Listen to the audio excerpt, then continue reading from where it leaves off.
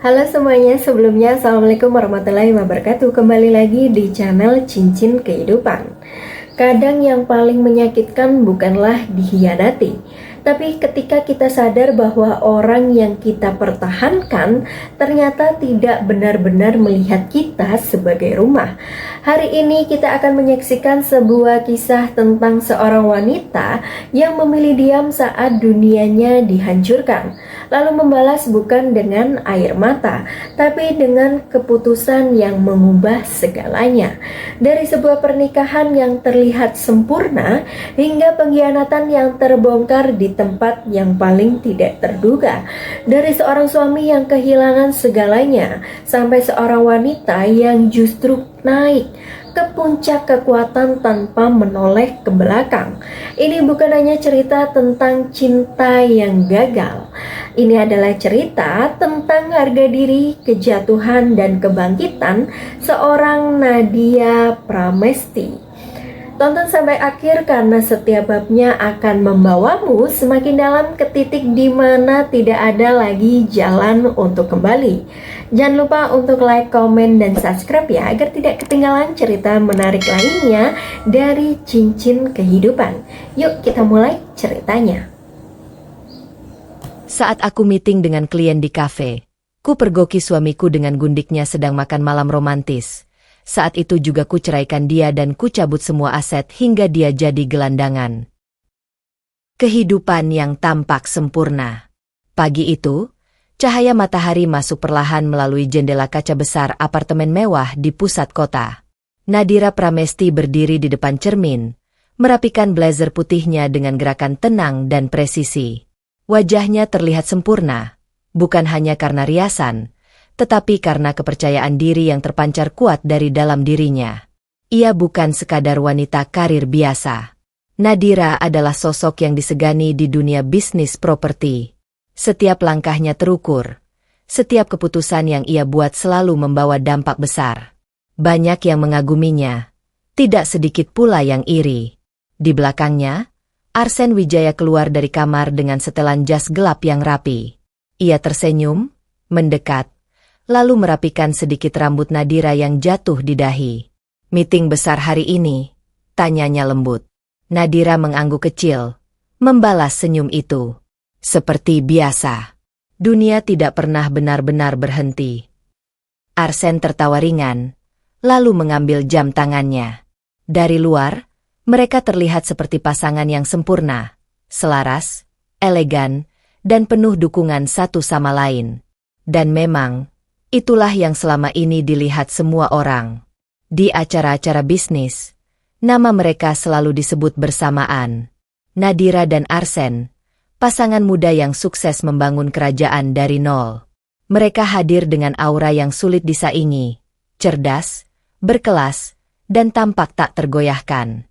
Kadang aku pikir, kita ini terlalu sempurna, ujar Arsen sambil menuangkan kopi. Nadira menoleh. Alisnya sedikit terangkat. Tidak ada yang benar-benar sempurna.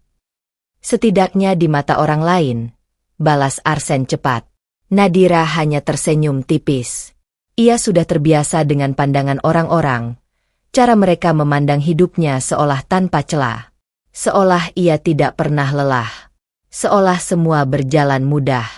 Padahal, di balik semua itu, Nadira tahu betul berapa banyak hal yang harus ia korbankan untuk sampai di titik ini. Namun, satu hal yang selalu ia yakini, Arsen adalah bagian dari perjuangannya. Pria itu ada sejak awal, menemani jatuh bangunnya. Bersama-sama, mereka membangun segalanya. Setidaknya, itulah yang ia percaya. Mereka sarapan bersama di meja marmer panjang yang menghadap langsung ke panorama kota. Percakapan mereka ringan, dipenuhi rencana bisnis, jadwal meeting, dan beberapa candaan kecil yang membuat suasana terasa hangat. Tak ada pertengkaran, tak ada kecurigaan, hanya kehidupan yang terlihat sempurna. Sebelum berangkat, Arsen menggenggam tangan Nadira sejenak. Hati-hati di jalan, katanya. Kamu juga, jawab Nadira singkat. Tatapan mereka bertemu, tenang, penuh keyakinan. Seolah dunia di luar sana tak akan pernah mampu menggoyahkan apa yang mereka miliki. Namun Nadira tidak tahu bahwa kesempurnaan yang ia banggakan hari ini perlahan sedang retak dari dalam. Dan ketika retakan itu akhirnya terlihat, semuanya tidak akan pernah sama lagi. Retakan kecil. Hari-hari berikutnya berjalan seperti biasa, atau setidaknya terlihat biasa dari luar. Nadira tetap sibuk dengan rapat, proyek, dan keputusan besar yang menuntut fokus penuh. Namun, di sela kesibukan itu, ada sesuatu yang perlahan mengganggu pikirannya. Sesuatu yang kecil, tapi terasa janggal. Arsen mulai berubah. Awalnya hanya hal-hal sepele. Pesan yang tak lagi dibalas cepat. Panggilan yang sering terlewat dengan alasan sedang meeting. Jadwal pulang yang semakin tidak menentu. Semua terdengar masuk akal, terlalu masuk akal, hingga sulit untuk dipertanyakan. Namun Nadira bukan wanita yang mudah dibutakan oleh alasan. Suatu malam, ia duduk sendiri di ruang makan. Jam di dinding sudah melewati pukul 10. Sementara makan malam yang ia siapkan sejak 1 jam lalu mulai dingin. Biasanya, Arsen selalu memberi kabar jika terlambat. Tapi malam itu, tidak ada apa-apa. Hanya keheningan. Nadira melirik ponselnya. Tidak ada notifikasi. Tidak ada pesan. Ia menarik napas pelan, mencoba menepis perasaan aneh yang mulai merayap. Tak lama kemudian, suara pintu terbuka terdengar. Arsen masuk dengan langkah cepat, melepas jasnya tanpa banyak bicara. "Kamu belum tidur?"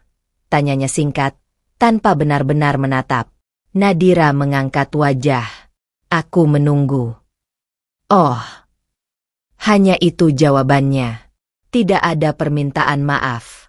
Tidak ada penjelasan panjang seperti biasanya. "Ada apa sampai pulang selarut ini?" tanya Nadira. Nadanya tetap tenang. Meeting mendadak. Arsen berjalan melewati meja makan. Klien luar kota. Nadira mengangguk pelan, tapi matanya tak lepas dari sosok suaminya itu. Ada sesuatu yang berbeda.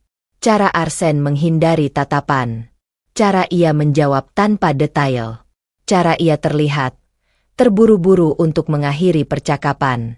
"Kamu sudah makan?" tanya Nadira lagi. "Sudah." Jawaban itu datang terlalu cepat. Nadira menatap piring di meja, 2 set yang ia siapkan dengan rapi. Ia tersenyum tipis, lalu bangkit perlahan. "Baiklah." Malam itu berakhir tanpa percakapan berarti. Hari-hari berikutnya, pola itu terus berulang. Arsen semakin sering sibuk. Ponselnya nyaris tak pernah lepas dari genggaman. Bahkan ketika bersama Nadira, perhatiannya seperti terbagi, atau lebih tepatnya, tidak lagi sepenuhnya ada di sana. Pernah suatu sore, Nadira tanpa sengaja melihat layar ponsel Arsen yang menyala di meja. Sebuah pesan masuk. Nama pengirimnya tidak ia kenali. Arsen langsung mengambil ponsel itu dengan cepat. Terlalu cepat. "Klien," katanya singkat, seolah sudah menyiapkan jawaban. Nadira hanya mengangguk, tapi kali ini, ada sesuatu yang tertinggal di benaknya. Sebuah rasa yang tak bisa ia jelaskan dengan logika. Curiga. Namun Nadira bukan tipe wanita yang bertindak gegabah. Ia tidak langsung menuduh. Tidak pula mencari-cari dengan cara murahan. Ia hanya mengamati. Dan semakin ia mengamati, semakin jelas perubahan itu. Arsen tidak lagi bercerita tentang harinya. Tidak lagi tertarik mendengar cerita Nadira. Bahkan sentuhan kecil yang dulu terasa hangat, kini mulai jarang terjadi. Seolah-olah, jarak itu perlahan diciptakan. Suatu malam, Nadira berdiri di balkon apartemen, memandangi gemerlap lampu kota di bawahnya. Angin malam menyapu rambutnya, tapi pikirannya jauh lebih berisik dari itu. Ia mencoba meyakinkan dirinya sendiri. Mungkin ini hanya fase. Mungkin Arsen hanya sedang sibuk. Mungkin ia terlalu berpikir jauh. Namun, di dalam hatinya yang paling dalam, Nadira tahu satu hal. Perubahan sekecil apapun tidak pernah muncul tanpa alasan. Dan retakan itu, meski masih halus, sudah mulai terasa nyata. Pertemuan penting. Pagi itu, Nadira Pramesti sudah duduk rapi di dalam mobilnya, menatap layar tablet dengan fokus penuh. Deretan angka, proposal, dan rancangan proyek terpampang jelas. Semuanya harus sempurna. Hari ini bukan hari biasa. Ini adalah pertemuan yang bisa menentukan arah ekspansi besar perusahaannya. Nama klien itu bukan sembarangan. Dimas Halim. Seorang investor muda yang dikenal selektif, tajam, dan tidak mudah terkesan. Banyak perusahaan besar mencoba mendekatinya, namun tidak semua berhasil mendapatkan kepercayaannya. Dan hari ini, Nadira berniat memastikan dirinya yang terpilih. Mobil berhenti di depan sebuah kafe mewah di pusat kota, tempat yang terkenal dengan suasana eksklusif dan privasi tinggi. Begitu melangkah masuk, aroma kopi premium langsung menyambut, berpadu dengan interior elegan bernuansa hangat. Nadira berjalan dengan percaya diri. Setiap langkahnya tenang, terukur, mencerminkan sosok wanita yang tahu betul nilai dirinya. Ia memilih meja di sudut ruangan, tempat yang cukup tenang untuk berbicara serius tanpa gangguan. Tak lama kemudian, seorang pria datang menghampirinya. "Miss Nadira," sapanya. Nadira berdiri, mengulurkan tangan. "Dimas Halim, saya rasa." Pria itu tersenyum tipis, menjabat tangannya dengan mantap.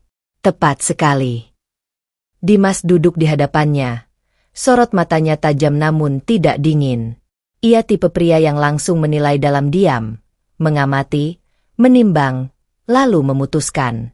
Tanpa basa-basi berlebihan, Nadira langsung membuka pembicaraan. Ia memaparkan proyek yang sedang ia kembangkan, sebuah kawasan properti premium dengan konsep modern yang belum banyak dimiliki pesaing. Setiap kata yang ia ucapkan penuh keyakinan. Setiap penjelasan didukung data yang kuat. Nadira bukan hanya menjual ide, ia menjual visi. Dimas mendengarkan dengan seksama. Sesekali ia mengangguk, sesekali pula melontarkan pertanyaan tajam. "Kenapa saya harus memilih Anda dibandingkan yang lain?" tanyanya tiba-tiba. Nadira tidak terkejut. Ia sudah menunggu pertanyaan itu. "Karena saya tidak menjanjikan keuntungan cepat," jawabnya tenang. "Saya membangun sesuatu yang bertahan lama." Hening sejenak. Dimas menatapnya lebih dalam, seolah mencoba membaca lebih dari sekadar jawaban itu. "Menarik," ujarnya singkat. Percakapan mereka terus berlanjut. Suasana tetap profesional. Namun ada dinamika yang kuat di antara keduanya, sebuah pertarungan halus antara logika dan intuisi. Di tengah diskusi itu, untuk sesaat Nadira merasa damai. Ia kembali berada di elemennya. Dunia bisnis, tempat di mana semuanya jelas. Angka, strategi, dan keputusan. Tidak seperti kehidupan pribadinya yang mulai terasa kabur. Untuk sementara, ia melupakan retakan kecil yang sempat mengganggu pikirannya. Hari ini, fokusnya hanya satu, memenangkan kepercayaan Dimas Halim. Dan tanpa ia sadari, pertemuan penting ini bukan hanya akan mengubah masa depan karirnya, tetapi juga menjadi awal dari runtuhnya ilusi yang selama ini ia pertahankan. Momen yang menghancurkan. Percakapan antara Nadira dan Dimas Halim masih berlangsung hangat di sudut kafe mewah itu. Suasana tetap profesional, penuh analisis dan strategi bisnis, seolah dunia di luar meja itu tidak ada artinya. Namun semuanya berubah dalam 1 detik. Saat Nadira menjelaskan detail ekspansi proyek berikutnya, pandangannya secara tidak sengaja bergeser ke arah luar jendela kaca besar kafe. Dan di sanalah ia melihatnya. Arsen Wijaya. Nadira awalnya tidak bereaksi. Otaknya seperti menolak untuk langsung memproses apa yang ditangkap matanya. Arsen duduk di sebuah restoran romantis di seberang jalan, dengan suasana lampu temaram dan dekorasi yang jelas bukan untuk urusan bisnis. Di hadapannya, seorang wanita duduk dengan senyum manis, tubuh sedikit condong ke arah Arsen. Selina Octavia. Wanita itu tampak anggun, percaya diri, dan tidak berusaha menyembunyikan kedekatannya dengan Arsen. Tangan mereka bahkan sesekali bersentuhan di atas meja, terlalu akrab untuk disebut kebetulan. Nadira berhenti berbicara. Kalimat yang baru saja ia ucapkan menggantung di udara tanpa lanjutan. Dimas Halim yang duduk di depannya langsung menyadari perubahan itu. Ia mengikuti arah pandang Nadira, lalu menoleh kembali dengan ekspresi yang sulit ditebak. "Nadira?" Suaranya pelan, seolah memastikan ia masih di sana. Namun Nadira tidak menjawab. Matanya tetap terpaku pada pemandangan di seberang jalan. Arsen tersenyum.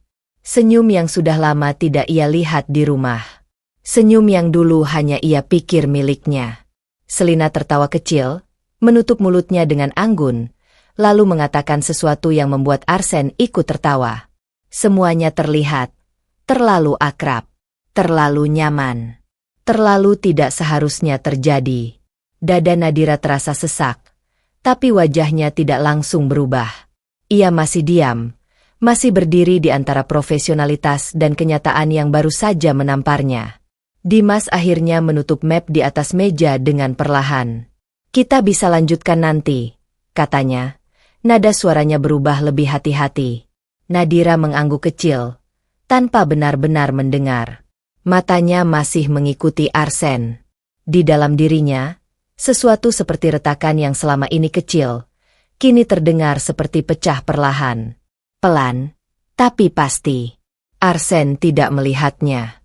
Atau mungkin, tidak mau melihatnya. Nadira akhirnya menarik napas panjang. Sangat pelan. Sangat terkontrol. Lalu ia berdiri. "Maaf," ucapnya singkat kepada Dimas. Suaranya datar namun dingin. Tanpa menunggu jawaban, ia mengambil tasnya. Langkahnya keluar dari kafe itu tetap elegan. Tidak ada yang berubah dari cara ia berjalan.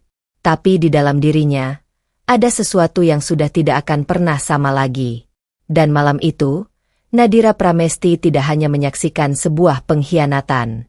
Ia menyaksikan runtuhnya semua yang selama ini ia percaya sebagai hidup sempurna. Luka yang nyata. Langkah Nadira keluar dari kafe tidak pernah benar-benar terasa seperti langkah yang ia kendalikan sepenuhnya. Kakinya bergerak, tapi pikirannya masih tertinggal di balik kaca besar yang baru saja memperlihatkan dunia yang ia kenal hancur perlahan. Udara malam menyentuh wajahnya, tapi tidak mampu menenangkan apapun di dalam dirinya. Di seberang jalan, lampu restoran itu masih menyala hangat. Terlalu hangat untuk sesuatu yang baru saja membuat dingin seluruh hidupnya. Nadira berhenti sejenak di trotoar. Mobil-mobil melintas, orang-orang berjalan tanpa tahu apa yang baru saja terjadi dalam hidup seorang wanita yang berdiri diam di tengah kota yang tidak peduli. Lalu tanpa ragu lagi, ia melangkah, menyeberang. Setiap langkah terasa lebih berat dari biasanya, tapi tatapannya lurus, tidak goyah. Tidak mencari alasan untuk mundur. Ketika ia sampai di depan restoran itu, pintu kaca terbuka dengan suara pelan. Dan di dalam sana, semuanya masih sama. Arsen masih duduk di meja itu. Selina masih tersenyum. Gelak tawa kecil yang tadi ia lihat masih tersisa di udara, seperti tidak ada yang salah. Sampai Nadira berdiri tepat di samping meja mereka. Waktu seperti berhenti. Selina yang pertama menyadari kehadirannya. Senyumnya perlahan menghilang, berganti ekspresi bingung yang cepat berubah menjadi penilaian dari ujung kepala sampai kaki. Arsen menoleh. Dan di detik itu, wajahnya berubah. Bukan terkejut biasa, tapi seperti seseorang yang tahu bahwa sesuatu yang tidak bisa dijelaskan baru saja tiba dan tidak akan bisa dihindari. "Nadira," suara Arsen pelan, hampir refleks. Nama itu keluar tanpa kekuatan. Nadira tidak langsung duduk, tidak marah, tidak menangis, tidak berteriak. Ia hanya menatap, lurus ke mata Arsen. Tatapan yang biasanya hangat kini berubah menjadi sesuatu yang dingin, tajam, dan sangat tenang. Terlalu tenang untuk seseorang yang baru saja dihancurkan dari dalam. "Jadi ini alasan kamu pulang terlambat?" Suara Nadira akhirnya keluar. Pelan, tapi jelas. Selina tersenyum miring, mencoba menyelamatkan dirinya sendiri. "Maaf, Tapi ini bukan seperti yang... Diam. Satu kata dari Nadira memotong tanpa emosi.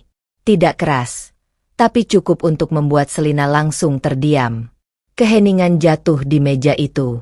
Suara sendok, musik restoran, bahkan percakapan meja lain seolah menghilang. Yang tersisa hanya 3 orang, dan kebenaran yang tidak bisa lagi disembunyikan. Arsen berdiri cepat. Nadira, aku bisa jelasin. Tidak perlu. Suara itu lebih tajam sekarang, tapi tetap terkendali. Nadira menatap Arsen seperti melihat seseorang yang benar-benar asing. Kamu tidak sedang sibuk meeting, lanjutnya pelan. Kamu sedang di sini. Arsen membuka mulut, tapi tidak ada kata yang keluar. Untuk pertama kalinya, pria yang biasanya percaya diri di depan semua orang, kehilangan semua kalimatnya. Selina mencoba menarik tangan Arsen, tapi Nadira melihat gerakan itu. Dan saat itulah, semuanya menjadi semakin jelas. Bukan hanya pengkhianatan, tapi pilihan. Nadira menghela napas pelan, sangat pelan. Seolah sedang menahan sesuatu yang lebih besar dari sekadar emosi. Lalu ia mengeluarkan ponselnya. Jari-jarinya bergerak cepat, menekan sesuatu tanpa keraguan. Arsen langsung panik. Nadira, tunggu, jangan lakukan ini di sini. Nadira menatapnya sekali lagi. Dan untuk pertama kalinya malam itu, ada sesuatu yang berbeda di matanya. Bukan sakit, bukan marah. Tapi keputusan. Sudah terlambat, Arsen. Lalu ia berbalik. Langkahnya menjauh dari meja itu dengan tenang, meninggalkan 2 orang yang kini hanya bisa saling menatap dalam kebisuan. Di belakangnya, dunia Arsen mulai retak. Tapi bagi Nadira, retakan itu baru saja berubah menjadi awal dari sesuatu yang jauh lebih besar. Keputusan tanpa air mata. Nadira tidak pergi jauh.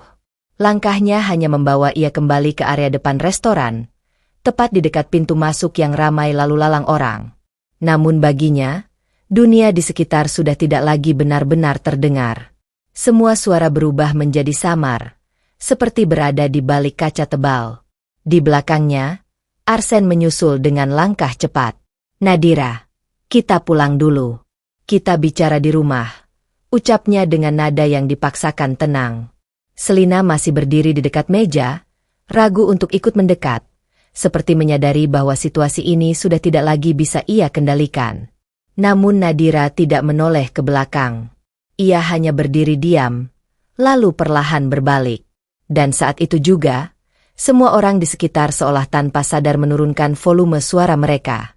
Ada sesuatu dari cara Nadira berdiri, tenang, tegak, dan tidak tergoyahkan, yang membuat udara terasa berbeda. Arsen berhenti di hadapannya. Kamu salah paham, katanya cepat. Ini cuma... Cukup. Suara Nadira memotong. Tidak keras, tapi sangat pasti. Tidak ada getaran emosi di sana. Tidak ada air mata. Tidak ada keraguan. Hanya kendali penuh. Arsen terdiam. Nadira menatapnya lama. Bukan lagi dengan tatapan seorang istri, tapi seperti seseorang yang sedang melihat seluruh hidupnya dijelaskan ulang dengan cara yang tidak lagi bisa ia terima. Kamu tidak perlu menjelaskan apapun, ucap Nadira akhirnya. Suasananya hening. Selina yang berdiri tidak jauh mulai terlihat tidak nyaman. Matanya bergerak ke kanan dan kiri, seperti ingin mencari jalan keluar dari situasi yang semakin buruk. Arsen menghela napas, mencoba meraih tangan Nadira. Tolong, jangan di sini. Kita bisa selesaikan ini baik-baik. Namun Nadira menarik sedikit tangannya ke belakang, menghindar tanpa sentuhan kasar. Gerakan kecil itu saja sudah cukup untuk membuat Arsen berhenti. Lalu Nadira berbicara lagi. Dan kali ini, suaranya lebih dingin dari sebelumnya. Aku minta cerai. Satu kalimat. Tegas. Jelas. Tidak ada tambahan. Tidak ada penjelasan panjang. Tidak ada ruang untuk debat. Arsen menatapnya kosong. Jangan bercanda. Suaranya melemah. Aku tidak sedang bercanda. Nadira menatap lurus ke matanya. Mulai malam ini, aku tidak lagi menganggap kamu sebagai suamiku. Hening. Bahkan Selina tidak berani bersuara. Arsen terlihat seperti ingin mengatakan sesuatu, tapi semua kata seolah tersangkut di tenggorokan. Untuk pertama kalinya, pria itu kehilangan kontrol sepenuhnya. Nadira membuka tasnya perlahan, mengeluarkan dokumen kecil yang sudah ia siapkan sejak beberapa hari lalu, tanpa sadar bahkan sebelum ia tahu kebenaran ini. Ia menyerahkannya ke arah Arsen. Ini bukan emosi sesaat, lanjutnya tenang. Ini keputusan. Arsen tidak langsung mengambilnya. Tangannya gemetar sedikit. Nadira sudah tidak menunggu. Ia menaruh dokumen itu di meja kecil di samping mereka. Lalu ia melangkah mundur satu langkah. Kita selesai di sini. Tidak ada air mata. Tidak ada suara pecah. Yang ada hanya ketegasan yang terlalu rapi, hingga terasa menakutkan. Nadira berbalik. Kali ini benar-benar pergi. Dan di belakangnya, Arsen akhirnya menyadari satu hal yang paling terlambat ia pahami. Bukan kemarahan Nadira yang paling berbahaya, tapi ketenangannya.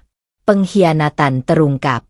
Restoran itu masih dipenuhi cahaya hangat, tapi bagi Nadira, suasananya sudah berubah menjadi sesuatu yang dingin dan asing.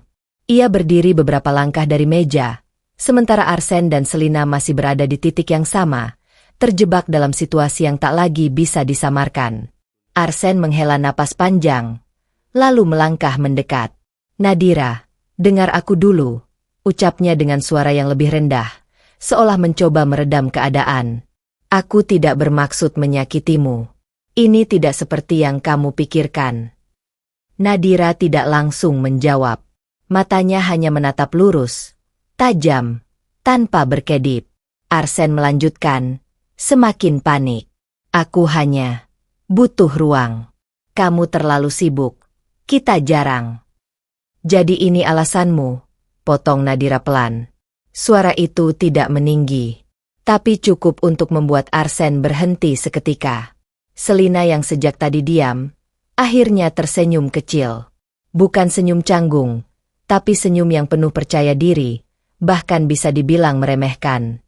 Kalau kamu memang tidak bisa memahami Arsen, ucap Selina, melangkah sedikit lebih dekat ke meja. Mungkin memang kalian tidak sejalan dari awal. Suasana langsung berubah. Beberapa pengunjung di sekitar mulai memperhatikan. Tapi Selina tidak peduli. Ia melanjutkan, kali ini lebih berani. Tidak semua orang bisa mengikuti ritme kehidupan seseorang seperti Arsen. Dia butuh seseorang yang lebih mengerti. Nadira menatap Selina tanpa ekspresi. Tidak ada reaksi emosional. Tidak ada kemarahan yang meledak. Hanya tatapan yang semakin dalam, seperti sedang membaca sesuatu yang sangat dangkal. Arsen langsung menoleh ke Selina. Selina, cukup. Namun Selina justru tertawa kecil. Aku hanya jujur, katanya santai, lalu menatap Nadira dari atas ke bawah. Lagi pula, kamu sendiri kan yang terlalu sibuk dengan dunia bisnis kamu. Kalimat itu jatuh seperti sengaja ingin menusuk. Arsen terlihat semakin gelisah. Berhenti bicara seperti itu, katanya tegas. Tapi Selina tidak berhenti. Kenapa? Aku hanya mengatakan fakta. Nadira akhirnya tersenyum tipis. Senyum yang tidak hangat. Lebih tepatnya, senyum yang tidak memberi ruang lagi untuk toleransi. Aku mengerti sekarang, ucap Nadira pelan. Arsen langsung menatapnya. Nadira, jangan dengarkan dia. Aku bisa jelasin semuanya. Namun Nadira mengangkat tangan sedikit, menghentikan kalimat itu bahkan sebelum selesai. Tidak perlu, katanya. Matanya beralih sebentar ke Selina, lalu kembali ke Arsen. Yang menarik bukan apa yang kamu lakukan, lanjut Nadira tenang, tapi bagaimana kamu memilih untuk menjelaskan dirimu. Selina menyilangkan tangan, masih dengan sikap angkuh. Kalau kamu tidak tahan dengan kenyataan, itu bukan masalah kami. Kata, kami, itu keluar begitu saja. Dan disitulah Arsen akhirnya sadar. Terlambat. Nadira menarik napas pelan. Sangat pelan. Lalu ia mengeluarkan ponselnya lagi. Baik, ucapnya singkat. Arsen langsung panik. Apa yang kamu lakukan? Nadira tidak menjawab. Jari-jarinya bergerak cepat, mengirim sesuatu. Beberapa detik kemudian, layar ponsel Arsen bergetar. Pesan masuk. Satu demi satu. Wajah Arsen berubah. Nadira, jangan. Suaranya mulai kehilangan kekuatan. Nadira menatapnya terakhir kali. Pengkhianatan selalu punya konsekuensi. Arsen. Lalu ia berbalik tanpa menunggu jawaban. Dan kali ini, Selina tidak lagi tersenyum. Karena untuk pertama kalinya, ia menyadari bahwa wanita yang mereka remehkan bukan hanya sedang terluka, tapi sedang menghitung langkah berikutnya dengan sangat tenang. Langkah balasan. Malam sudah semakin larut ketika Nadira kembali ke apartemennya. Kota di luar jendela masih menyala, tapi tidak ada satupun cahaya itu yang berhasil masuk ke dalam dirinya malam ini. Begitu pintu tertutup, suasana langsung terasa berbeda, sunyi, dingin, dan terlalu luas untuk seorang diri. Nadira tidak langsung duduk. Ia hanya berdiri di tengah ruang tamu, melepas blazer perlahan, lalu meletakkannya di sofa tanpa banyak gerakan. Wajahnya tenang, tetapi matanya tidak lagi sama seperti pagi tadi. Tidak ada air mata. Tidak ada ledakan emosi. Yang ada hanya sesuatu yang lebih berbahaya.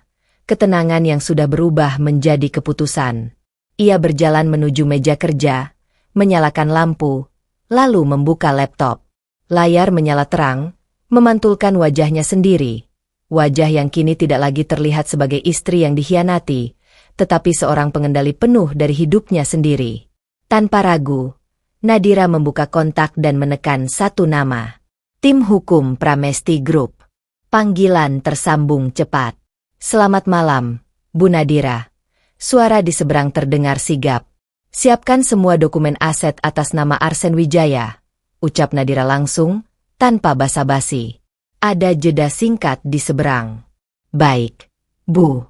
Apakah ini terkait pembekuan sementara atau pembekuan penuh? Potong Nadira. Suaranya datar, tidak meninggi, tapi cukup untuk membuat orang di seberang langsung mengerti bahwa ini bukan lagi ruang negosiasi. Dan siapkan juga seluruh bukti kepemilikan bersama. Saya ingin semuanya diproses malam ini. Dimengerti, Bu. Kami akan segera bergerak. Panggilan ditutup. Hening kembali memenuhi ruangan. Nadira menatap layar laptop beberapa detik, lalu memejamkan mata singkat, bukan untuk menangis, tapi untuk memastikan pikirannya tetap stabil. Lalu ia menekan satu kontak lagi. Kevin Mahendra. Tidak lama, suara pria itu terdengar. Dira? Ini jam berapa? Kamu baru selesai meeting. Aku butuh kamu bergerak sekarang, jawab Nadira langsung. Nada suaranya membuat Kevin langsung serius. Ada apa? Nadira membuka file di laptopnya. Arsen sudah melewati batas. Hening sejenak di seberang. Lalu Kevin menghela napas pelan. Kamu yakin mau langsung ambil langkah sebesar ini malam ini? Kalau aku menunggu, dia akan punya waktu untuk menghapus jejaknya, jawab Nadira tenang. Tidak ada emosi dalam kalimat itu. Hanya logika yang dingin. Kevin terdiam beberapa detik sebelum akhirnya menjawab. Oke. Kirim semua data yang kamu punya. Aku akan bantu kunci semua akses bisnis dan aset yang masih bisa disentuh. Sudah aku kirim. Nadira menekan tombol kirim di laptopnya. Dalam hitungan detik, semua data penting, rekening, kepemilikan saham, properti, hingga akses perusahaan yang terkait Arsen, meluncur ke sistem tim hukum dan Kevin. Tidak ada keraguan. Tidak ada penundaan. Seolah semua ini sudah dipersiapkan jauh sebelum malam ini terjadi. Kevin kembali berbicara. Kali ini lebih pelan. Dira, kamu baik-baik saja? Pertanyaan itu menggantung di udara. Nadira diam sebentar. Lalu menjawab singkat. Aku sedang bekerja. Dan panggilan itu pun berakhir. Nadira bersandar di kursi, menatap layar yang masih menyala. Tangannya berhenti bergerak, tapi pikirannya tidak. Di luar sana, Arsen mungkin masih berpikir ini hanya pertengkaran.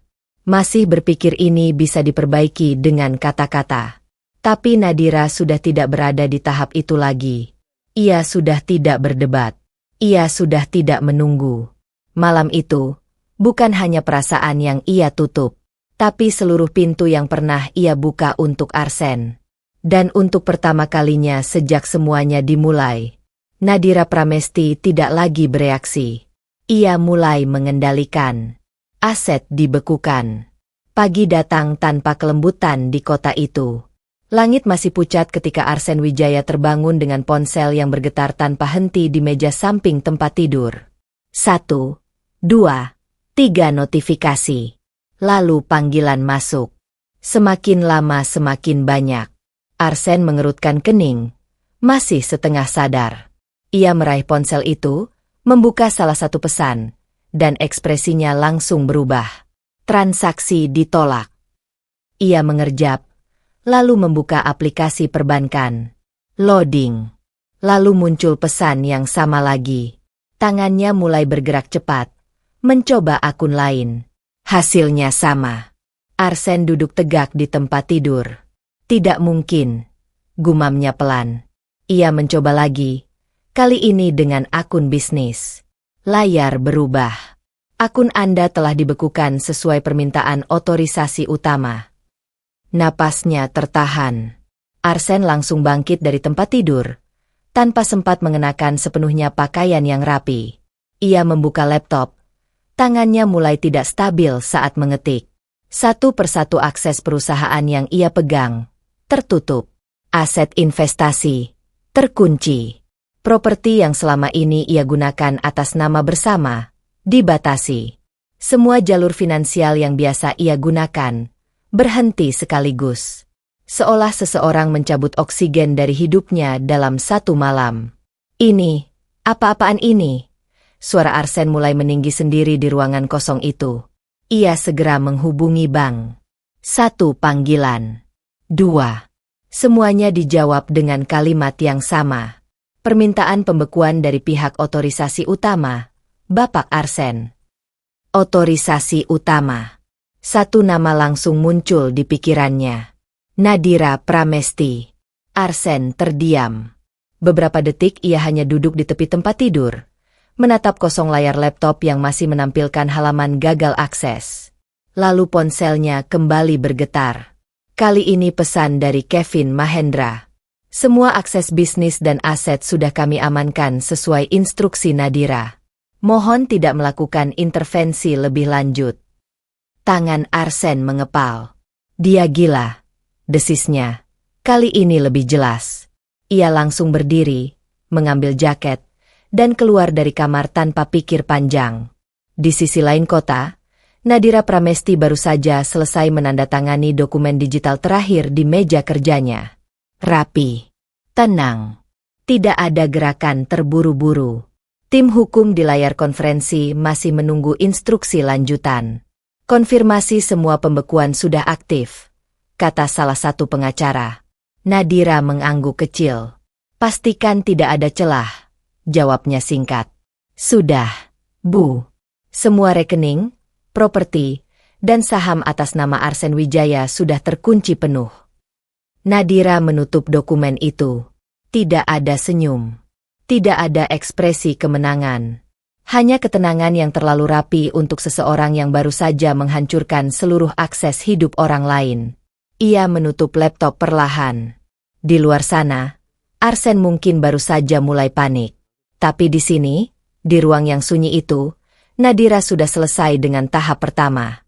Dan itu baru permulaan. Kejatuhan dimulai.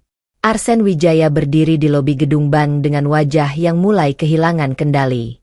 Biasanya tempat seperti ini hanya ia lewati sebagai formalitas. Senyum, tanda tangan, lalu semua urusan selesai dalam hitungan menit. Tapi pagi ini berbeda. Tidak ada senyum petugas yang sama. Tidak ada kemudahan yang biasa ia dapatkan. Hanya kalimat yang terus terngiang di kepalanya sejak tadi. Seluruh akses Anda telah dibekukan. Arsen menghela napas tajam, lalu mendekati meja layanan dengan langkah cepat. Saya ingin penjelasan, katanya tegas. Tapi ada nada yang mulai retak di ujung suaranya. Petugas di hadapannya menatap layar, lalu menjawab dengan profesional. Maaf, Bapak Arsen Wijaya. Semua akun dan fasilitas Anda saat ini berada dalam status pembekuan penuh berdasarkan otorisasi utama. Siapa yang memberi otorisasi itu? Suara Arsen mulai meninggi. Petugas terdiam sejenak, lalu menjawab hati-hati. Nadira Pramesti. Nama itu jatuh seperti palu. Arsen terdiam. Beberapa detik ia hanya berdiri tanpa gerakan, seolah kata itu baru saja menghapus seluruh logika yang ia miliki. Lalu ia berbalik tanpa berkata apa-apa. Langkahnya keluar dari gedung bank tidak lagi setegap tadi. Lebih cepat, lebih kacau. Seolah ia sedang mengejar sesuatu yang tak bisa lagi ia kejar. Di luar, panas kota menyambutnya, tapi tidak ada yang terasa sama. Ia mengeluarkan ponsel, mencoba menghubungi beberapa kontak penting. Satu persatu. Tidak ada yang menjawab seperti biasanya. Beberapa bahkan langsung menolak panggilan. Sampai akhirnya satu pesan masuk dari kolega bisnisnya. Maaf Arsen, semua kerjasama sementara dihentikan. Kami tidak bisa mengambil risiko. Arsen membaca pesan itu berkali-kali. Tangannya mulai gemetar. Ini cuma sementara, gumamnya. Mencoba meyakinkan dirinya sendiri. Tapi kata, sementara, itu tidak pernah terasa lebih kosong dari sekarang. Ia melangkah menuju mobilnya. Namun saat mencoba menyalakan mesin, layar dashboard menampilkan peringatan. Akses kendaraan dinonaktifkan oleh sistem keamanan pemilik utama. Arsen menatap layar itu lama, lalu tertawa kecil. Tawa yang tidak ada isinya. Dia bahkan sampai sejauh ini, katanya pelan. Pikirannya langsung melompat ke Nadira. Wajah tenang itu. Suara dingin di malam itu. Aku minta cerai. Dan sekarang, ini, di sisi lain kota, Nadira Pramesti berada di ruang kantornya yang luas. Semua berjalan seperti biasa. Timnya bekerja, layar monitor menampilkan laporan stabil, dan dunia bisnisnya tetap bergerak tanpa gangguan. Kevin Mahendra berdiri di seberangnya. Arsen sudah mulai kehilangan akses luar, lapor Kevin singkat. Nadira hanya mengangguk. Biarkan, jawabnya tenang. Kevin memperhatikan wajahnya sebentar. Kamu benar-benar sudah menutup semua jalur dia. Dia yang memilih keluar dari sistem, balas Nadira datar. Tidak ada nada emosional. Tidak ada kebencian yang meledak. Hanya keputusan yang sudah final. Sementara itu, Arsen kini duduk di dalam mobil yang tidak bisa ia gunakan, menatap jalan yang masih ramai di luar. Untuk pertama kalinya dalam hidupnya, ia tidak tahu harus pergi kemana. Tidak ada akses. Tidak ada arah. Dan perlahan, kesadaran itu mulai masuk. Semua yang dulu ia anggap miliknya, ternyata hanya bisa berjalan selama seseorang mengizinkannya. Dan hari ini, izin itu sudah dicabut. Selina mulai menjauh. Arsen duduk di sebuah kafe kecil yang jauh dari tempat-tempat mewah yang dulu biasa ia datangi. Tidak ada interior elegan, tidak ada pelayan yang menyapa dengan hormat, hanya meja kayu sederhana dan suasana yang terasa asing bagi dirinya. Di hadapannya, ponsel terus ia genggam. Satu nama yang masih ia coba hubungi sejak pagi, Selina Octavia. Panggilan pertama tidak diangkat. Panggilan kedua juga sama. Sampai akhirnya, setelah beberapa kali mencoba, pesan singkat masuk. Selina, aku sibuk. Arsen menghela napas. Ia mengetik cepat. Arsen, aku butuh ketemu. Ini penting. Beberapa menit berlalu. Tidak ada balasan. Hingga akhirnya, Selina muncul. Bukan di kafe itu, tapi melalui pintu masuk yang sama sekali tidak menunjukkan kehangatan. Ia datang dengan kacamata hitam, tas branded yang masih terlihat baru, dan langkah yang tidak lagi terburu-buru seperti saat pertama mereka bertemu. Namun ada sesuatu yang berbeda. Tidak ada senyum yang sama. Tidak ada tatapan manja. Hanya aja. Selina duduk di hadapan Arsen, lalu melepas kacamata hitamnya perlahan. "Kenapa kamu kelihatan berantakan?" tanyanya ringan, tapi nadanya tidak lagi peduli seperti dulu. Arsen langsung menatapnya. "Kamu tahu yang terjadi?"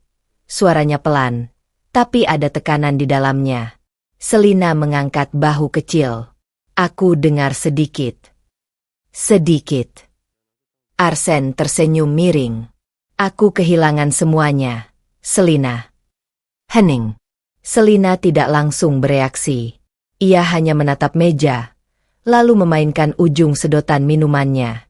"Aku sudah bilang dari awal," ucapnya santai, "kalau kamu bisa bertahan di level ini." Arsen mengernyit. "Maksudmu?" Selina akhirnya menatapnya lagi. Kali ini lebih dingin. "Maksudku, situasimu sekarang." Kalimat itu jatuh tanpa empati. Arsen terdiam. Ia menatap Selina lama, seolah mencoba menemukan wanita yang dulu ia kenal, yang tertawa, yang manja, yang selalu berada di sisinya saat semuanya terlihat mudah. Tapi yang ada sekarang, hanya seseorang yang sedang menghitung keuntungan. "Aku sudah tidak punya akses ke apapun," kata Arsen akhirnya. Nadira mengunci semuanya. Nama itu membuat Selina sedikit berubah ekspresi, tapi hanya sesaat. "Oh," jawabnya singkat, lalu kembali tenang. "Aku ikut prihatin." Kalimat itu terdengar terlalu datar untuk dianggap tulus. Arsen mencondongkan tubuh ke depan. "Selina, kamu tidak akan pergi kan? Kita bisa cari cara lain. Kamu dan aku."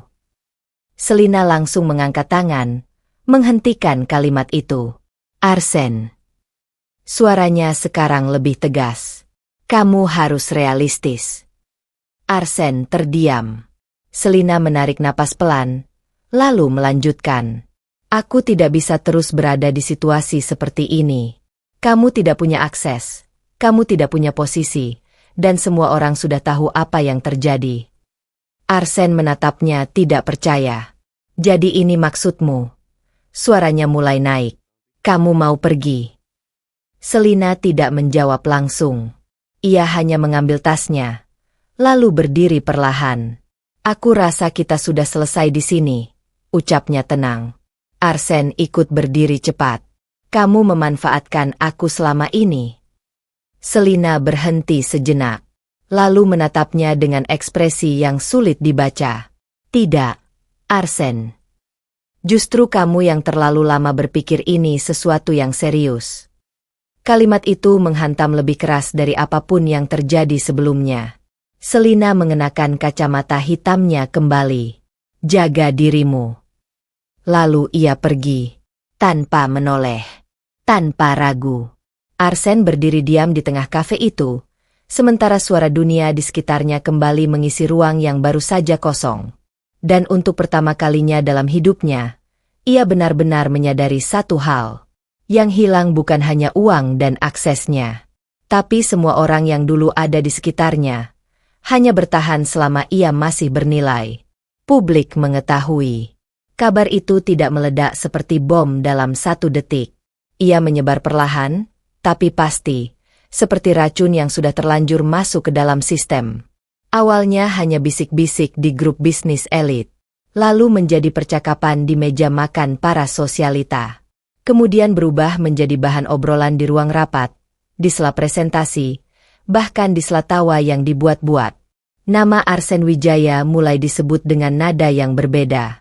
Bukan lagi dengan kekaguman, tapi dengan rasa ingin tahu yang bercampur sindiran. Di sebuah kantor konsultan bisnis, seorang direktur menatap layar ponselnya lalu tertawa kecil. "Ini Arsen Wijaya kan? Yang katanya pasangan sempurna itu." Rekannya mengangguk pelan. "Yang cerai karena ketahuan selingkuh di restoran itu." "Bukan selingkuh biasa," sahut yang lain sambil menggeser layar. Sampai semua asetnya dibekukan sama istrinya. Berita itu sudah tidak lagi sekadar gosip. Sudah menjadi cerita. Sudah menjadi label. Di sisi lain kota, Nadira Pramesti duduk di ruang rapat kaca miliknya. Presentasi berjalan seperti biasa, data ditampilkan rapi, dan timnya berbicara dengan penuh keyakinan. Tidak ada satupun perubahan di wajah Nadira. Ia tetap fokus, tetap tenang, tetap berada di atas kendali situasi. Namun di luar ruang rapat itu, dunia sudah bergerak dengan caranya sendiri. Di media sosial bisnis, beberapa akun anonim mulai membahas CEO muda yang dibekukan asetnya oleh istrinya sendiri. Skandal Arsen Wijaya dan kehidupan ganda di balik citra sukses. Nama Nadira ikut muncul, tapi dengan narasi yang berbeda. Bukan sebagai korban, tapi sebagai sosok yang dingin, cepat, dan tanpa kompromi. Di sebuah acara networking malam hari, beberapa pengusaha muda berdiri berkelompok sambil memegang gelas minuman. Aku dengar dia langsung cabut semua akses dalam satu malam, kata salah satu dari mereka. Gila sih, jawab yang lain. Tapi itu Nadira Pramesti kan? Dia memang bukan orang biasa. Arsen sendiri sekarang gimana? Seseorang tertawa kecil. Katanya udah nggak bisa masuk lingkaran lama lagi. Di sudut ruangan, seorang wanita sosialita berbisik pada temannya. Selina itu juga kabarnya langsung menjauh ya? Ya, siapa yang mau tetap di situasi itu? Semua orang berbicara, tapi tidak ada yang benar-benar peduli pada detail perasaan di balik cerita itu. Yang mereka lihat hanya satu hal. Sebuah kehancuran yang terlalu cepat. Sementara itu, Arsen berdiri di depan kaca apartemen kecil yang sekarang ia tinggali sementara. Tidak ada lagi pemandangan kota mewah seperti dulu. Tidak ada lagi ruang luas dengan layanan sempurna. Hanya refleksi dirinya sendiri. Ponselnya bergetar. Satu pesan dari nomor tak dikenal. Berita tentang Anda sudah menyebar luas di lingkaran bisnis. Arsen membaca pesan itu lama. Lalu meletakkan ponselnya perlahan.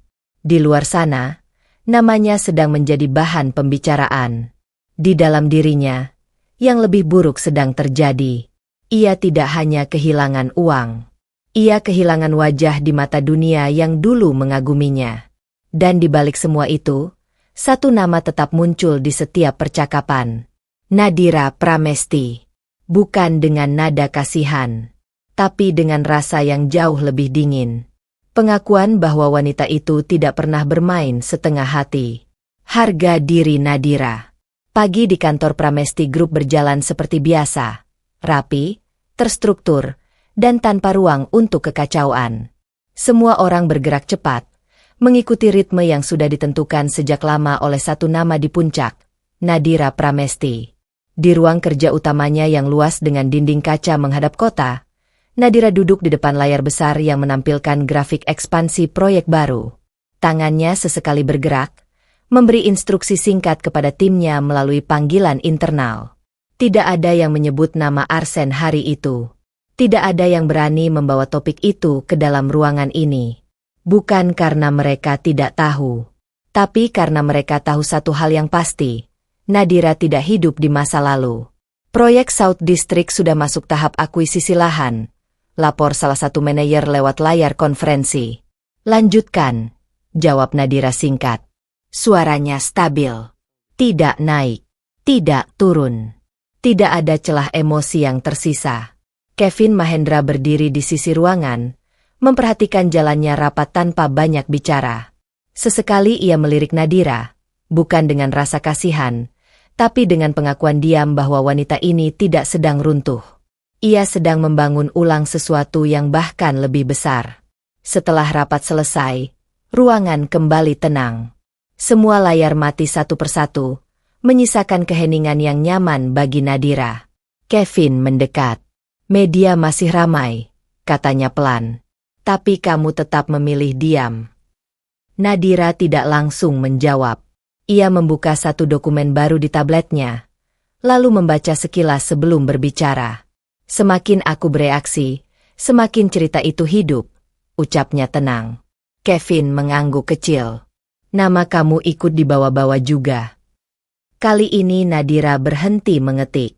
Ia menatap Kevin sebentar. Biarkan, jawabnya singkat. Tidak ada rasa ingin membela diri. Tidak ada kebutuhan untuk menjelaskan versi ceritanya kepada dunia. Bagi Nadira, reputasi bukan dibangun dari pembelaan, tapi dari hasil. Ia berdiri dari kursinya, berjalan menuju jendela kaca besar yang menghadap kota.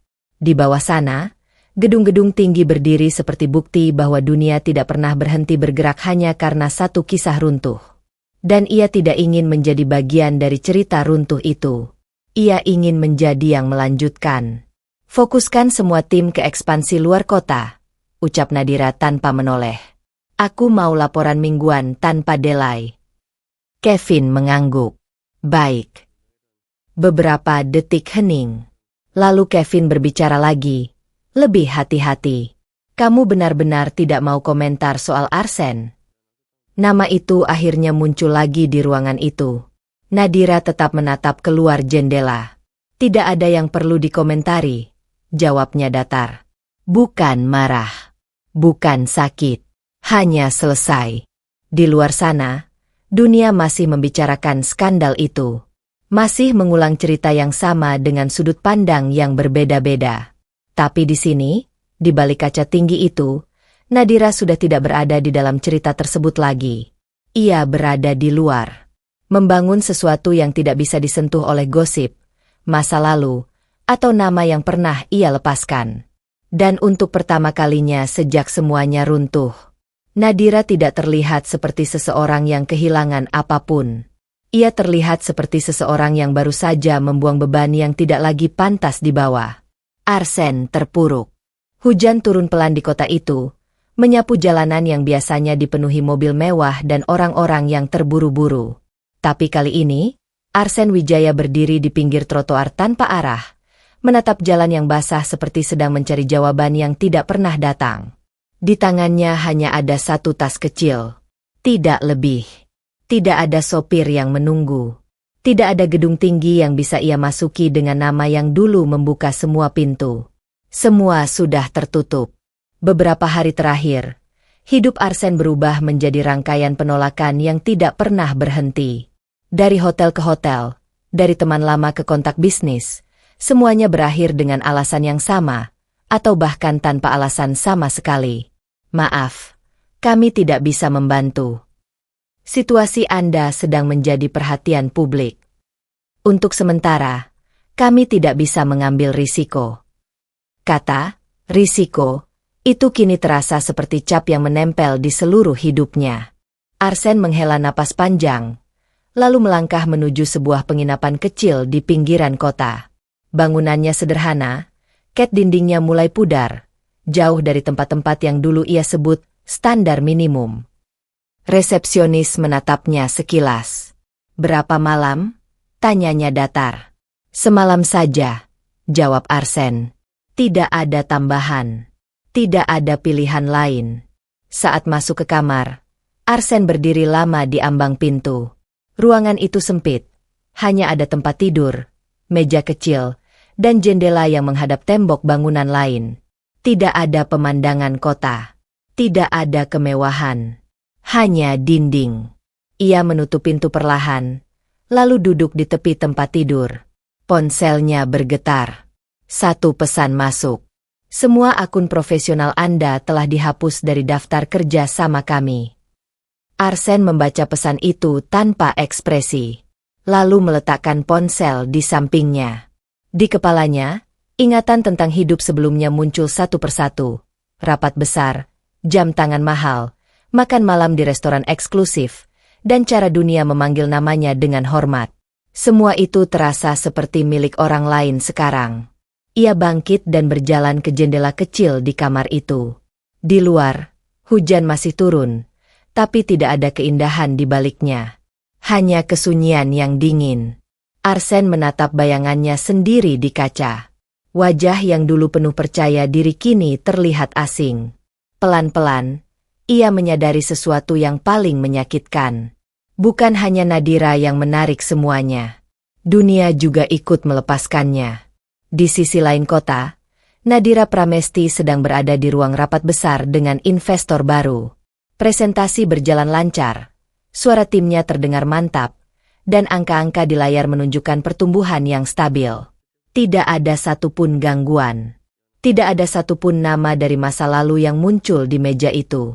Setelah rapat selesai, Kevin berjalan mendekat. Arsen benar-benar sudah tidak punya akses kemanapun lagi, lapornya pelan. Nadira hanya mengangguk. Dan reputasinya? Tanya Kevin. Sudah jatuh di hampir semua lingkaran bisnis. Nadira menutup folder di tabletnya. Kalau begitu, jangan ada yang ditarik kembali, ucapnya tenang. Kevin menatapnya sebentar. Kamu tidak merasa itu terlalu jauh? Nadira berhenti berjalan, lalu menjawab tanpa menoleh. Dia yang memilih jalannya. Hening. Nadira melanjutkan langkahnya keluar dari ruangan, meninggalkan Kevin yang masih berdiri di tempat yang sama. Sementara itu, Arsen duduk di kamar kecilnya yang gelap, mendengarkan suara hujan yang tidak berhenti. Dan untuk pertama kalinya, ia tidak sedang kehilangan uang. Ia sedang kehilangan identitas. Sesuatu yang jauh lebih sulit untuk digantikan. Kehidupan baru Nadira. Pagi itu, gedung Pramesti Group terasa berbeda dari biasanya. Lebih sibuk, lebih hidup, dan lebih penuh energi. Di ruang utama lantai eksekutif, layar besar menampilkan peta wilayah pengembangan baru yang belum pernah disentuh sebelumnya oleh perusahaan manapun di kota itu. Di tengah ruangan, Nadira Pramesti berdiri dengan tenang, memegang remote presentasi. Tatapannya tajam, fokus, dan sepenuhnya berada pada masa depan. Ini bukan sekadar proyek properti, ucap Nadira, suaranya terdengar jelas di seluruh ruangan. Ini adalah fondasi kota baru. Para eksekutif di sekelilingnya terdiam, memperhatikan dengan serius.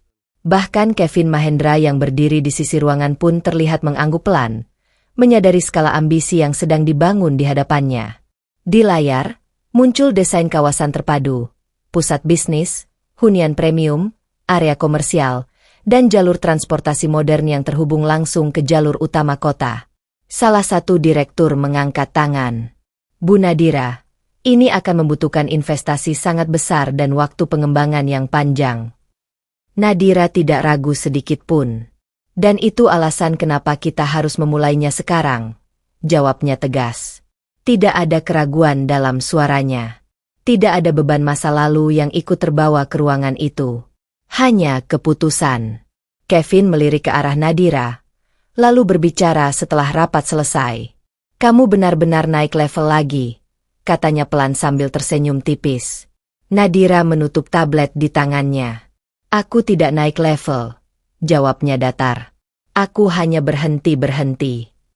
Kevin terdiam sesaat, lalu mengangguk mengerti. Di luar ruangan, tim mulai bergerak cepat.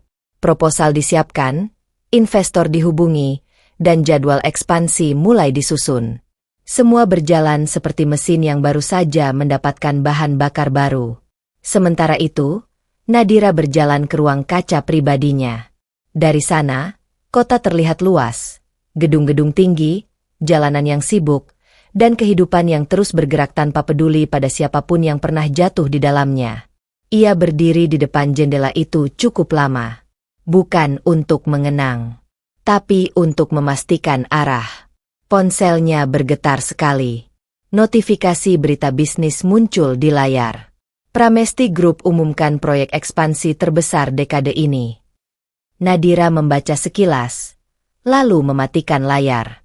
Tidak ada ekspresi bangga berlebihan. Tidak ada euforia. Hanya ketenangan seseorang yang sudah tidak lagi bergantung pada validasi siapapun. Kevin masuk ruangan, membawa beberapa dokumen. Investor luar negeri sudah mulai merespons positif, lapornya. Nadira mengangguk kecil. Lanjutkan semua negosiasi, ucapnya. Kevin berhenti sejenak. Kalau Arsen. Nadira langsung menoleh. Satu tatapan saja cukup membuat kalimat itu tidak selesai. Kevin mengerti. Baik, katanya singkat. Nadira kembali menatap kota di balik kaca. Di luar sana, banyak orang masih membicarakan masa lalu yang tidak lagi ia tempati. Tapi di dalam sini, di ruang yang ia kendalikan sepenuhnya, Nadira tidak sedang memperbaiki hidup. Ia sedang membangunnya ulang, dengan versi dirinya yang tidak lagi bisa dihancurkan oleh siapapun. Penyesalan yang terlambat. Langit sore di depan gedung Pramesti Group terlihat tenang, tapi tidak bagi Arsen Wijaya yang berdiri di seberang jalan dengan napas yang tidak stabil. Tangannya mengepal, matanya menatap gedung tinggi itu seperti menatap satu-satunya pintu yang masih tersisa dalam hidupnya. Pintu yang mungkin masih bisa ia ketuk. Setelah beberapa detik ragu, Arsen akhirnya melangkah. Satpam di lobi sempat mencoba menghentikannya, tapi Arsen tetap berjalan dengan wajah keras kepala yang sudah berubah menjadi sesuatu yang lebih rapuh. Keputusasaan. "Pak, Anda tidak punya janji," kata petugas tegas. "Saya hanya butuh ketemu Nadira," jawab Arsen cepat. "1 menit saja." Nama itu terdengar di udara seperti sesuatu yang sudah tidak lagi punya akses bebas. Namun Arsen tidak peduli. Ia tetap berdiri, menunggu, sampai akhirnya Kevin Mahendra muncul dari lift. Tatapan Kevin langsung berubah saat melihat Arsen. "Kenapa kamu di sini?" tanya Kevin datar. Arsen langsung maju 1 langkah. "Aku mau ketemu Nadira," katanya cepat. "Tolong, aku cuma mau bicara." Kevin tidak langsung menjawab. Ia menatap Arsen lama, membaca keadaan pria di depannya. Jas yang tidak lagi serapi dulu, wajah yang lebih lelah, dan sorot mata yang kehilangan arah. "Dia tidak akan ketemu kamu," jawab Kevin akhirnya. Arsen menggeleng cepat. "Sekali saja. Aku nggak minta banyak. Aku cuma mau jelasin semuanya." Kevin menghela napas pelan. "Penjelasan kamu sudah selesai sejak malam itu," ucapnya tenang. Arsen terdiam sesaat. Lalu suaranya mulai naik sedikit. "Aku salah. Oke? Aku sadar itu." Tapi dia nggak bisa langsung menghapus semuanya begitu saja. Kevin menatapnya lebih tajam. "Dia tidak menghapus apapun," jawab Kevin dingin. "Kamu yang sudah menghapus posisimu sendiri." Arsen terdiam. Untuk pertama kalinya, tidak ada kata balasan yang keluar dengan cepat. Ia menarik napas panjang, lalu suaranya melemah. "Aku kehilangan semuanya, Kevin." Kevin mengangguk pelan. "Iya." Hening. Arsen menunduk sedikit, lalu berkata lebih pelan, hampir seperti permohonan terakhir. "Aku cuma minta kesempatan kedua." Beberapa detik berlalu. Kevin tidak langsung menjawab. Lalu ia berbicara. Kali ini lebih tegas. "Kesempatan kedua bukan sesuatu yang bisa kamu minta di sini." Arsen mengangkat wajahnya. Dan di saat itu, ia melihatnya. Nadira Pramesti keluar dari lift di lantai atas, ditemani 2 stafnya. Ia berjalan tanpa tergesa, mengenakan setelan kerja yang rapi, dengan tatapan yang tidak lagi menyimpan jejak kehidupan lama mereka. Arsen langsung bergerak. "Nadira!" Suaranya menggema di lobi. Semua orang menoleh. Nadira berhenti, pelan, lalu menatap ke bawah. Tatapan mereka bertemu. Arsen melangkah lebih dekat, hampir putus asa. "Aku tahu aku salah," katanya cepat. "Aku hancur tanpa kamu. Aku kehilangan semuanya. Tapi aku bisa berubah. Aku bisa perbaiki semuanya." Suasana di lobi menjadi sunyi. Semua orang menunggu. Namun Nadira tidak bergerak, tidak mendekat, tidak menunjukkan emosi. Ia hanya menatap, lalu berbicara dengan suara tenang. "Tidak ada yang perlu diperbaiki." Arsen terdiam. "Aku bisa mulai dari awal lagi," lanjutnya. "Kamu tahu aku bisa." "Tidak," potong Nadira. 1 kata. Jelas. Dingin. Tanpa ruang negosiasi. Arsen membeku di tempatnya. Nadira menatapnya beberapa detik lagi, lalu melanjutkan dengan suara yang sama stabilnya. "Kamu tidak sedang meminta kesempatan kedua." Ia berhenti sejenak. Kamu sedang mencoba kembali ke tempat yang sudah kamu tinggalkan. Arsen membuka mulut, tapi tidak ada kata yang keluar. Nadira melanjutkan langkahnya. Tidak berhenti. Tidak menoleh lagi. Kevin berjalan di belakangnya, sementara pintu lift terbuka untuk mereka. Dan saat pintu itu menutup perlahan, Arsen masih berdiri di lobi. Sendirian. Dengan semua kata yang tidak lagi punya tempat untuk kembali. Dan untuk pertama kalinya, ia benar-benar mengerti. Penyesalan tidak selalu membuka pintu. Kadang, ia hanya menjadi bukti bahwa pintu itu sudah lama ditutup dari dalam. Selina pergi. Arsen kembali ke tempat yang sekarang disebut tempat tinggal. Sebuah kamar kecil yang sunyi, jauh dari kehidupan yang dulu ia anggap normal. Tidak ada lagi suara langkah pelayan. Tidak ada dering telepon bisnis, hanya jam dinding tua yang berdetak lambat seolah ikut mengingatkan bahwa waktunya sedang berjalan tanpa arah. Ia duduk di tepi tempat tidur, menatap ponselnya yang kini lebih sering diam daripada berbunyi. Sampai satu pesan masuk. Selina Octavia, kita perlu bicara. Arsen langsung menegakkan tubuhnya. Ada harapan kecil yang muncul, meski ia sendiri tidak ingin mengakuinya. Ia membalas cepat. Arsen, di mana kamu? Tidak lama kemudian, lokasi dikirim. Sebuah kafe sederhana di pusat kota, bukan tempat yang pernah mereka datangi dulu. Bukan restoran mahal, bukan tempat dengan lampu temaram dan wine mahal. Hanya kafe biasa, dengan kursi kayu dan suasana yang tidak mengesankan apapun. Arsen datang lebih cepat dari waktu yang dijanjikan. Selina sudah duduk di sana. Tapi ada sesuatu yang langsung terasa berbeda. Tidak ada senyum yang sama. Tidak ada tatapan manja yang dulu membuat Arsen merasa seolah dunia selalu berpihak padanya saat bersama wanita itu. Selina hanya duduk dengan tenang. Tangannya menyilang di atas meja. Arsen langsung duduk di depannya. Kamu datang, ucapnya pelan, seperti mencoba menghidupkan kembali sesuatu. Selina mengangguk singkat. Aku datang untuk menyelesaikan ini. Kalimat itu langsung membuat Arsen terdiam sesaat. Selina. Suara Arsen lebih lembut sekarang. Aku tahu semuanya kacau. Tapi kamu nggak bisa pergi juga. Selina menatapnya lurus. Tidak ada emosi di wajahnya. Aku sudah lama ingin pergi, jawabnya datar. Arsen mengernyit. Maksud kamu apa? Selina menarik napas pelan, lalu menyandarkan tubuhnya ke kursi. Arsen, hubungan kita dari awal bukan seperti yang kamu pikirkan. Arsen tertawa kecil, tapi kosong. Jangan bilang kamu juga mau main drama sekarang. Selina tidak tersenyum. Itulah yang membuat Arsen mulai tidak nyaman. Aku tidak pernah benar-benar di sini karena kamu, lanjut Selina tenang. Aku di sini karena apa yang kamu punya. Hening. Kalimat itu jatuh tanpa belas kasihan.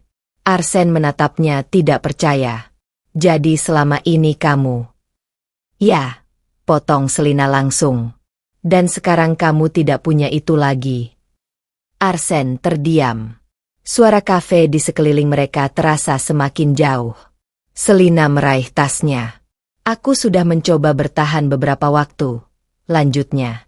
Tapi tidak ada alasan lagi. Arsen menggeleng pelan. Kamu nggak bisa ninggalin aku sekarang. Selina berdiri. Dan untuk pertama kalinya, ia benar-benar terlihat asing bagi Arsen. Aku sudah meninggalkan kamu sejak kamu kehilangan semuanya. Katanya tenang. Arsen ikut berdiri cepat. Selina, tunggu. Tapi Selina tidak berhenti. Ia mengambil langkah mundur. Kamu tidak kehilangan aku hari ini, lanjutnya. Kamu kehilangan aku sejak kamu tidak lagi bisa memberi apa yang kamu janjikan. Lalu ia berbalik. Tidak ada keraguan. Tidak ada air mata. Hanya keputusan yang sudah lama selesai di dalam pikirannya. Arsen berdiri di tengah kafe, menatap punggung Selina yang semakin menjauh. Dan untuk pertama kalinya, ia tidak bisa lagi menipu dirinya sendiri. Yang pergi bukan hanya Selina, tapi seluruh ilusi bahwa ada orang yang benar-benar tinggal bersamanya tanpa syarat. Dan yang tersisa kini hanya satu hal. Keheningan yang tidak bisa dibeli kembali. Kekuatan seorang wanita. Beberapa bulan setelah semua kekacauan itu mereda, nama Nadira Pramesti tidak lagi hanya dikenal di lingkaran bisnis elit. Ia mulai menjadi sesuatu yang lain di mata banyak orang. Sebuah simbol. Bukan simbol kesempurnaan, tapi simbol ketegasan. Di sebuah seminar bisnis nasional yang diadakan di ballroom hotel besar, Nadira duduk di kursi utama sebagai pembicara tamu. Lampu sorot menyoroti panggung yang rapi, sementara ratusan peserta dari berbagai latar belakang memenuhi ruangan. Ketika namanya dipanggil, tidak ada kesan ragu di langkahnya. Ia naik ke panggung dengan tenang, tanpa naskah yang berlebihan, tanpa gestur yang dibuat-buat. Hanya dirinya dan pengalaman yang tidak semua orang tahu kedalamannya. Banyak orang mengira kekuatan itu adalah tentang tidak pernah jatuh. Suara Nadira terdengar jelas melalui mikrofon. Tapi kenyataannya, kekuatan adalah tentang apa yang kamu lakukan setelah kamu disakiti. Ruangan hening. Beberapa orang mencatat, yang lain hanya mendengarkan. Nadira melanjutkan. Ada masa ketika saya percaya bahwa hidup yang terlihat sempurna adalah tujuan akhir. Ia berhenti sejenak, bukan untuk mencari simpati, tapi untuk menegaskan makna. Namun pada titik tertentu, saya belajar bahwa tidak semua yang terlihat sempurna benar-benar layak dipertahankan. Di antara penonton, beberapa wanita saling berpandangan. Bukan karena drama, tapi karena merasa kalimat itu terlalu dekat dengan pengalaman mereka sendiri. Setelah acara selesai, suasana di luar ballroom dipenuhi kerumunan kecil. Banyak yang ingin berbicara langsung dengan Nadira. Seorang wanita muda mendekat dengan ragu. Bu Nadira, saya pernah berada di posisi harus memilih antara bertahan atau pergi, katanya pelan. Dan saya selalu takut dianggap lemah. Nadira menatapnya sebentar, lalu menjawab dengan tenang. Pergi bukan berarti lemah, ucapnya. Kadang itu satu-satunya cara untuk tetap utuh. Wanita itu terdiam, matanya sedikit berkaca-kaca. Di sisi lain, Kevin Mahendra berdiri tidak jauh, memperhatikan situasi itu. Ia sudah lama mengenal Nadira dalam konteks bisnis, tapi baru kali ini ia melihat dampaknya pada orang lain. Bukan hanya sebagai CEO, tapi sebagai seseorang yang pernah berdiri di titik runtuh, lalu memilih untuk tidak tinggal di sana. Beberapa hari setelah itu, media bisnis mulai menyoroti Nadira dengan narasi yang berbeda. Bukan lagi sekadar istri dari skandal besar, tapi pemimpin perempuan yang bangkit dan memperluas imperium bisnisnya setelah krisis pribadi. Di kantor, proyek-proyek baru terus berjalan. Ekspansi luar negeri mulai masuk tahap final. Timnya bekerja lebih cepat dari sebelumnya, seolah semua orang ikut terdorong oleh arah baru yang ia bawa. Namun Nadira tidak berubah menjadi seseorang yang mengejar sorotan. Ia tetap sama di ruang kerjanya. Tenang, fokus, tidak tergesa-gesa. Suatu sore, Kevin masuk ruangannya membawa laporan terbaru. Sekarang banyak komunitas wanita bisnis yang ingin kamu jadi pembicara tetap, katanya. Nadira membaca sekilas laporan itu, lalu menutupnya.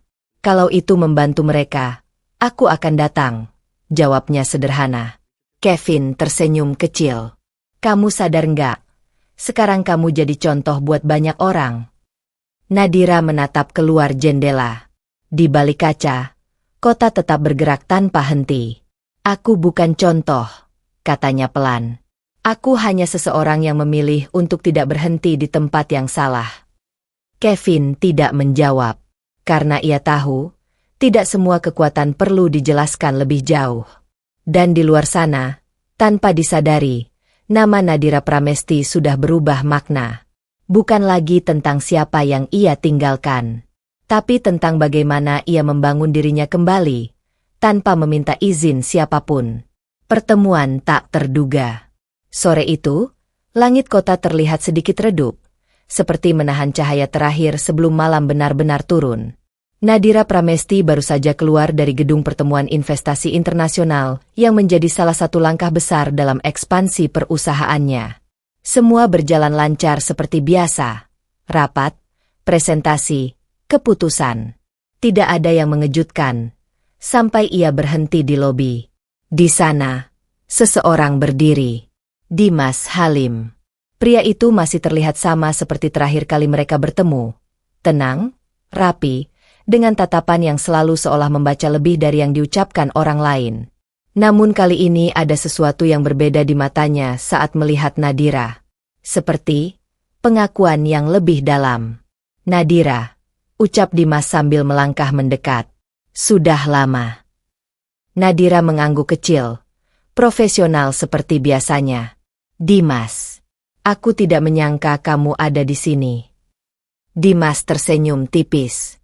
Aku datang untuk proyek energi baru. Ternyata kamu juga ada di sini dengan skala yang jauh lebih besar dari yang kubayangkan dulu. Nadira tidak bereaksi berlebihan. Waktu memang mengubah banyak hal. Dimas memperhatikan Nadira lebih lama dari biasanya. Bukan lagi sebagai investor yang menilai peluang bisnis, tapi sebagai seseorang yang mulai melihat lapisan lain dari wanita di hadapannya. Kamu berkembang jauh, ucap Dimas pelan. Begitu juga semua orang yang tidak berhenti, jawab Nadira tenang. Mereka berjalan keluar gedung bersama. Tidak terburu-buru. Tidak ada ketegangan. Hanya percakapan yang mengalir di antara dua orang yang pernah saling mengenal dalam konteks bisnis, tapi kini berada di level yang berbeda. Di sepanjang jalan, Dimas akhirnya berbicara lagi. Aku dulu mengira kamu hanya fokus pada bisnis, katanya. Tapi setelah semua yang terjadi, kamu bukan hanya itu. Nadira menoleh sekilas. Maksudmu? Dimas tersenyum kecil. Kali ini lebih jujur. Kamu seseorang yang bertahan setelah kehilangan. Itu tidak semua orang bisa lakukan dengan kepala setegak kamu. Hening singkat. Nadira tidak langsung menjawab. Angin sore melewati mereka, membawa suara kota yang tidak pernah berhenti. Aku tidak punya pilihan untuk runtuh, jawab Nadira akhirnya. Aku hanya memilih untuk lanjut. Dimas mengangguk pelan, seolah mengerti lebih dari yang diucapkan. Mereka berhenti di depan mobil masing-masing. Namun sebelum masuk, Dimas berbicara sekali lagi. Nadira, kalau dulu kita hanya bertemu sebagai mitra bisnis, katanya pelan, aku rasa sekarang aku melihatmu sebagai sesuatu yang lebih dari itu. Nadira menatapnya, tenang seperti biasa, namun tidak langsung menjawab. Beberapa detik hening berlalu. Lalu ia berkata dengan suara datar namun hangat di batasnya. Dimas, aku tidak hidup di masa lalu. Dimas tersenyum kecil, tidak memaksa. Aku tahu. Nadira masuk ke mobilnya. Mesin menyala, dan mobil perlahan menjauh. Dimas tetap berdiri di trotoar, menatap mobil itu pergi, bukan dengan kehilangan, tapi dengan pemahaman baru bahwa tidak semua orang bisa didekati dengan cara yang sama. Di dalam mobil, Nadira menatap jalan di depannya. Wajahnya tenang, tapi pikirannya tidak lagi penuh dengan masa lalu. Dan untuk pertama kalinya setelah semua yang terjadi, ia tidak merasa sedang melarikan diri dari sesuatu. Ia sedang berjalan menuju sesuatu yang baru. Akhir yang tegas. Pagi itu, kota terlihat seperti tidak pernah peduli pada kisah siapapun yang pernah runtuh di dalamnya. Langit cerah, lalu lintas padat, dan gedung-gedung tinggi tetap berdiri seperti biasa. Di lantai tertinggi Pramesti Group, Nadira Pramesti berdiri di balik kaca besar ruang eksekutifnya. Di bawah sana, seluruh kota terbentang, hidup, bergerak, dan terus berkembang. Namun kali ini, Nadira tidak hanya melihat kota. Ia melihat hasil dari semua keputusan yang pernah ia ambil. Pintu ruangannya terbuka perlahan. Kevin Mahendra masuk membawa satu map tipis. Semua finalisasi proyek internasional sudah selesai. Lapornya singkat. Ekspansi berjalan lebih cepat dari target. Nadira mengangguk pelan. Bagus. Jawabnya tenang. Tidak ada euforia berlebihan.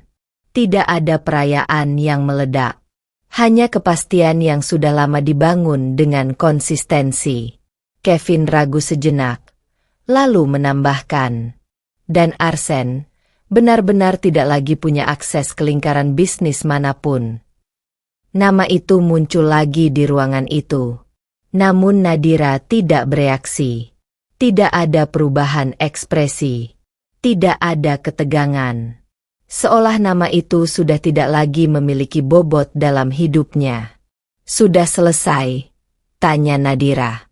Kevin mengangguk. Ya. Semua jalur finansial, sosial, dan profesionalnya sudah tertutup. Hening sejenak. Nadira kembali menatap jendela. Di luar sana, kota yang sama pernah menjadi saksi kehidupannya yang lama, kehidupan yang terlihat sempurna, namun ternyata menyimpan retakan yang tidak bisa diperbaiki. Ia menghela napas pelan. Bukan karena sedih, tapi karena selesai. Sementara itu, di tempat lain yang jauh lebih sederhana, Arsen Wijaya duduk di bangku kecil di pinggir jalan. Tidak ada jas mahal. Tidak ada ponsel yang penuh notifikasi penting. Tidak ada orang yang menyapa namanya dengan hormat. Hanya dirinya sendiri. Dan dunia yang tidak lagi mengenalnya seperti dulu. Ia menatap jalanan yang sibuk, tapi tidak merasa menjadi bagian darinya. Semua pintu yang pernah terbuka untuknya kini sudah tertutup sepenuhnya. Dan kali ini, ia tidak punya siapapun untuk disalahkan. Di sisi lain kota, Nadira melangkah keluar dari ruang kerjanya. Timnya berdiri memberi salam hormat, tapi ia hanya mengangguk ringan sebelum berjalan melewati mereka. Langkahnya stabil, tenang, pasti. Di dalam lift kaca yang turun perlahan, bayangan dirinya terpantul di dinding reflektif. Tidak ada lagi wanita yang bingung antara cinta dan harga diri. Tidak ada lagi seseorang yang menunggu kepastian dari orang lain. Yang ada hanya seseorang yang sudah memilih dirinya sendiri. Pintu lift terbuka. Kevin menyusul dari belakang. Nadira, katanya pelan. Kalau melihat ke belakang, kamu menyesal. Nadira berhenti sejenak, lalu menjawab tanpa ragu. Tidak. Satu kata. Tegas. Lift menutup kembali. Dan saat itu juga, Nadira Pramesti benar-benar meninggalkan masa lalunya di belakang. Bukan sebagai korban. Bukan sebagai istri yang ditinggalkan. Tapi sebagai wanita yang akhirnya mengerti bahwa melepaskan bukan kehilangan, melainkan cara paling tenang untuk menyelamatkan diri sendiri. Tamat.